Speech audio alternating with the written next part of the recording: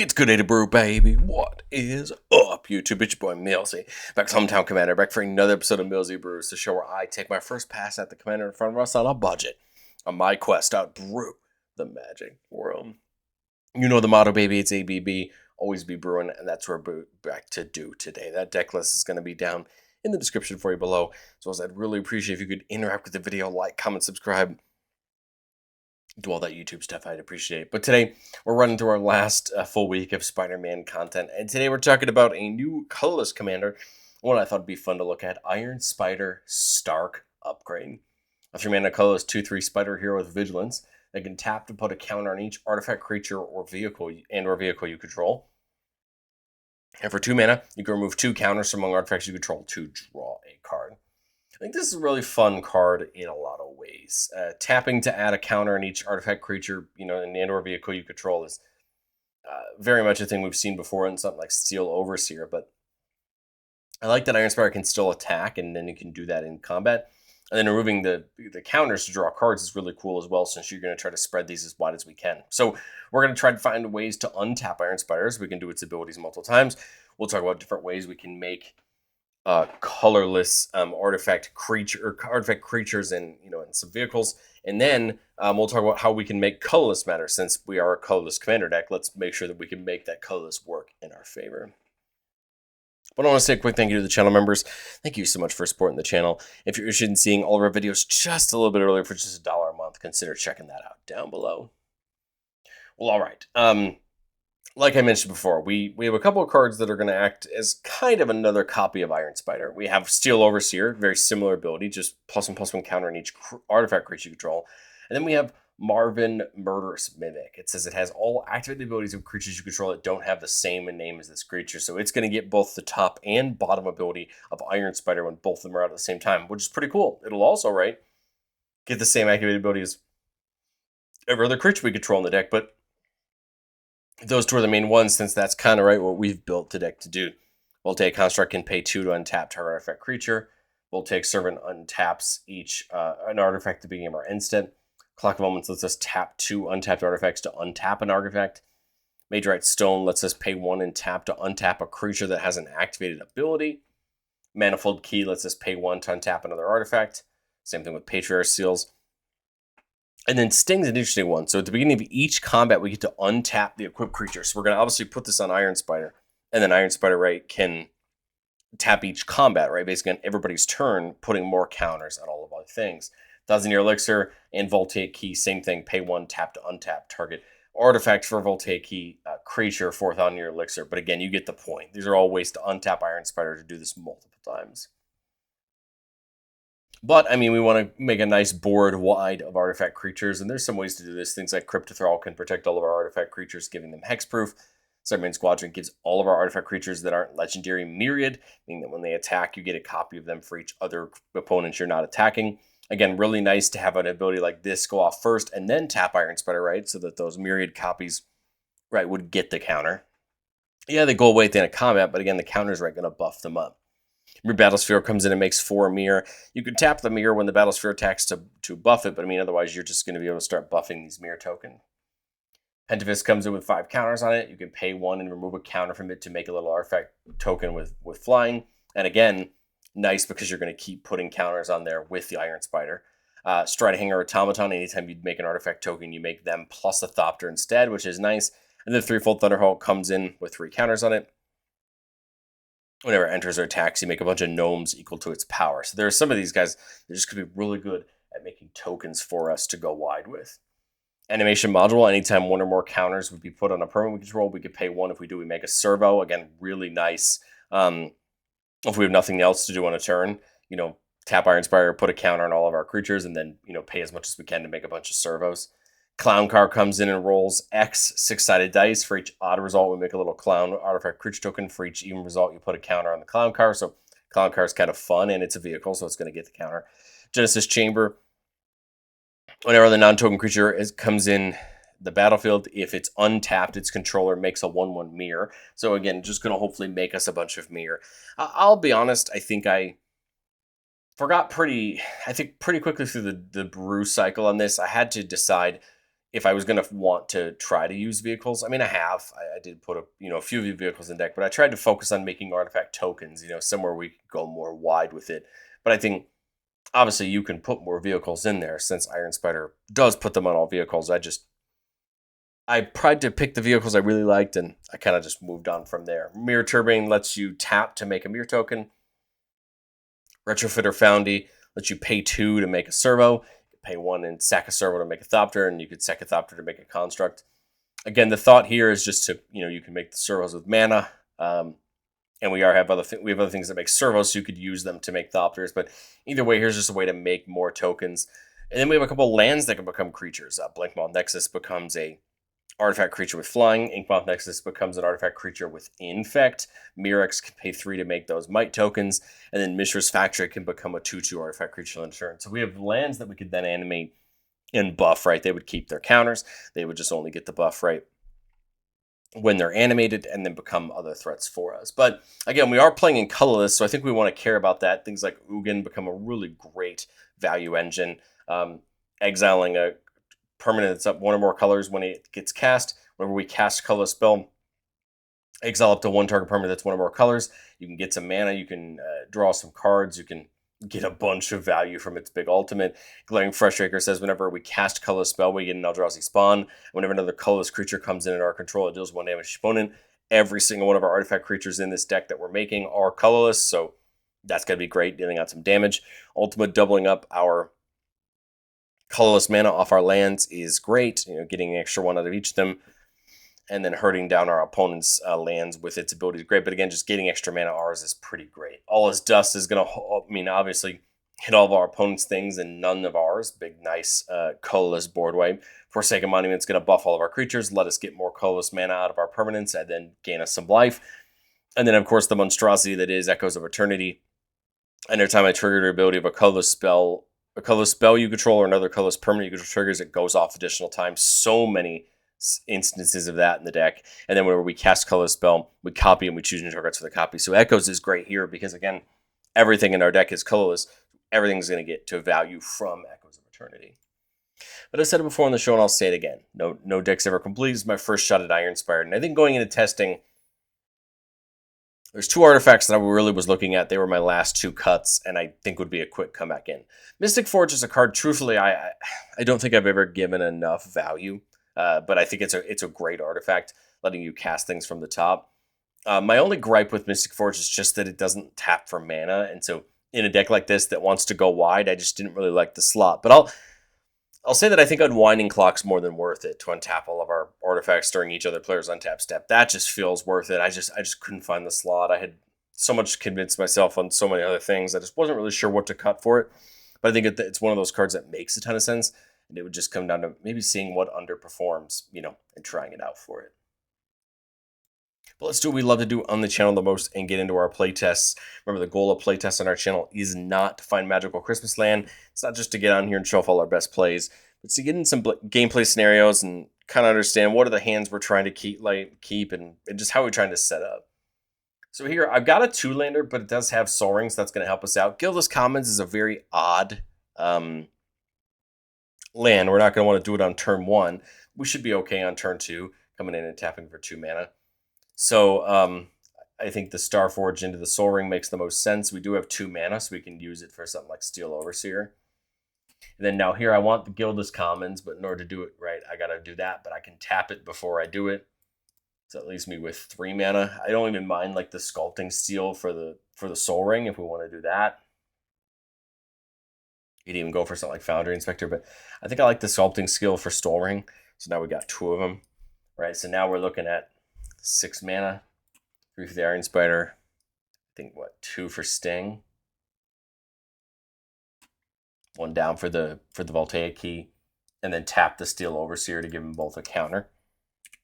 Right. Now it's coming to this turn, so now they can both tap. Remember, the nice part is that Iron Spider is vigilant, so it can still attack and then tap. Sting being equipped would be 2. I still have 1, 2, 3, 4, 5 mana left.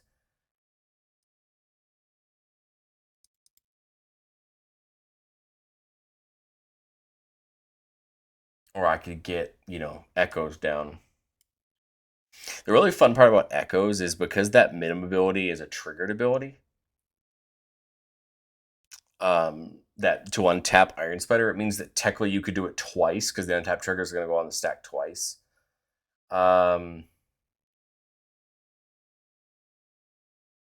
I mess up last turn and not use enough mana? Oh well. I think I like Marvin. Let's see, that was 2. Got 5 mana. I could go into, Market Back Walker, which could potentially draw me some cards. I could get into the Foundry Inspector. The only thought about waiting is that Echoes could copy the Market Back Walker, so I'll do that. I'm gonna have Steel Overseer tap now to get counters on all these. Tap Iron Spider, because remember, it untaps at the start of our combat. It can attack, and then again, tap itself in combat to put a counter on all of them, and then right on everybody else's turn, it's going to be able to do it too. So now, coming back into our turn, we've got a huge piece here. Again, I was thinking just Echoes now, because again, that minimum ability of Sting is going to go off. We could remove counters, right, to draw cards.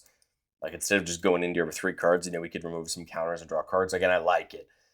We saw pretty much the perfect 3 creatures now, because now Marvin can, tap 2 to do that kind of stuff. And I think we're just right. We're just in good shape on that one, seeing all the pieces we wanted to see.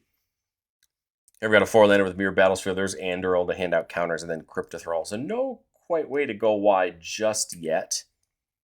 But I think that's okay. We can find our way into some things. We'll get the Iron Spider down here turn 2 with that beautiful Soaring draw. 5 mana. I'm thinking that. Just get some artifacts in. Get the party going. Guildless Commons in.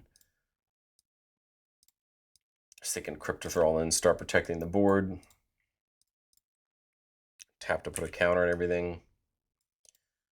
Eris comes in. 1, 2, 3, 1, 2, 3, 4, 5, 6, 7. So my thought is maybe something like Mirror Battlesphere. Make those mirror, right? Really start getting the counters on everything here. Then you got 1 mana we could pay with the Ornithopter, pay it into here to untap, put a counter on all of them again. Right now we're starting to see this board really, right, get in good shape.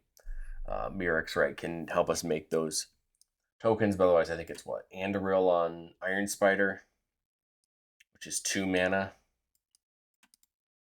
We have a couple options. Like, so that's 2 mana. We've got 1, 2, 3, 4, 6 mana left. I mean, we could basically, tap and untap Iron Spider once, right? Which would just take 1 mana to do, and then go attack. Use it again. So that's 2 counters, 4 from the Andoril. I mean, everything's getting huge this turn. They still have Hexproof, which is really helpful off the Cryptothrall, and then we could just look to start making, the might tokens whenever we can to really, make our board a little bit better. A little bit Christmas landing in there that nobody has the removal, but remember they have to take out the Cryptothrall first before they can take out the rest of the board, or they'd have to wipe, right, to stop that, which is why I think that becomes important, right? 3-lander here with Patriarch's Seal for some ramp. The Regalia lets us go get lands. Surge Conductor lets us proliferate whenever another non-token artifact comes in, and then Retrofitter Foundry. So we have some interesting options here. Go the Parkway for the Foundry. Shrine. Nothing to do in turn 3. I was going to say turn 3, do we Patriarch's Seal, or do we... Sorry, turn 2 we'd be able to make the Servo, right, for 2 mana off of that ability. Turn 3, we're gaining a life off of... Oh no, we just put it in this turn.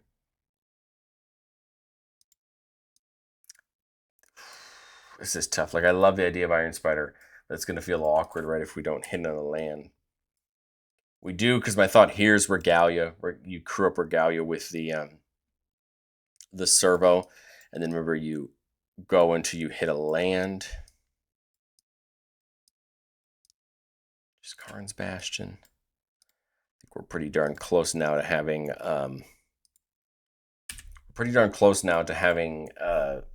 the max speed online, probably, and having Inventor's Fair online. And now Iron Spider actually probably could have tapped last turn to put a counter and everything, right?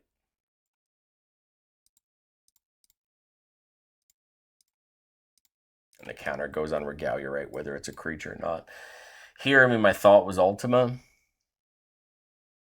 I guess you could Surge plus the Patriarch Seal, and then you would get to proliferate on all of them. So we could Surge.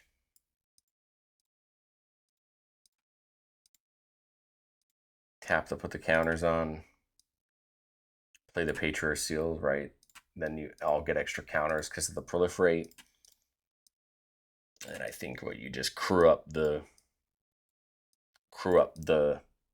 Regalia again. I mean, there's no reason not to ramp, right? And I think we can then pay one into the seal.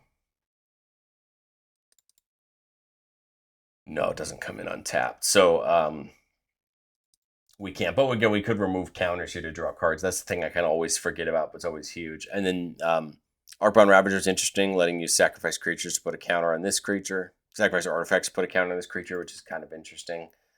Otherwise, I think we got a nice setup going. You could start using things like cards to proliferate on inventory of spheres. Should let us sack at this point to go get a key thing of our choice. You should be able to set up some pretty nice loops with something like animation module. We could go get some other key things like our things like Stride Hanger Automaton that make more tokens, right? Really start doubling up on the tokens we make them. And there's a lot of ways that Inventor's Fair could really push us into a nice line this turn, depending on what we choose to do. Let's go one more playtest here. Keep in a 3-lander with Recon Craft Theta. Whenever it attacks, you proliferate, which is fun, and it comes with a token to help it potentially crew itself. The Power Stone, there's the Overseer, and the Sculpting Steel again. Here are my thoughts. The Overseer. Turn 3, the Power Stone, right? It has to come in tap, but the point is that now it's giving you some more mana.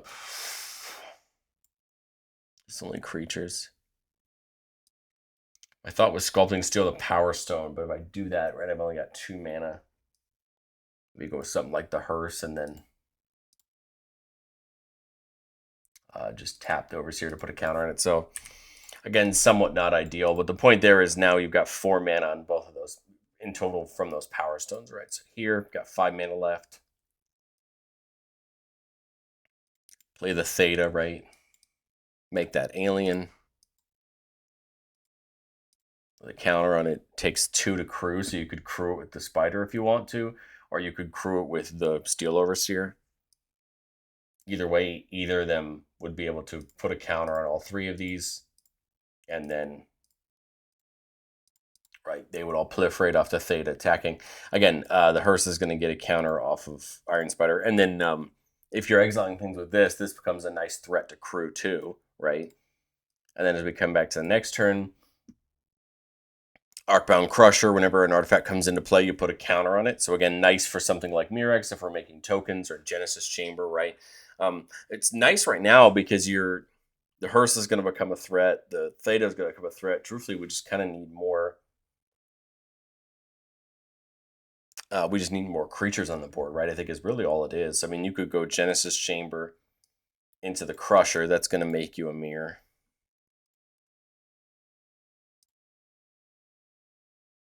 And then I think what? Iron Spider taps to get a counter and everything. Crew with a mirror, crew with the alien, right, and get attacking. And again, now we're seeing some of these, vehicles look a little bit better in this playtest. Let me know, what do you think of Iron Spider? I think it's really interesting. It's a fun idea for kind of an artifacts-based colorless deck. I think there's a lot of work that could be done to kind of iron out some of the consistency, but I like it. I love the idea of it. I think it's kind of interesting nonetheless. But let me know what you think, and I will catch you on the next one.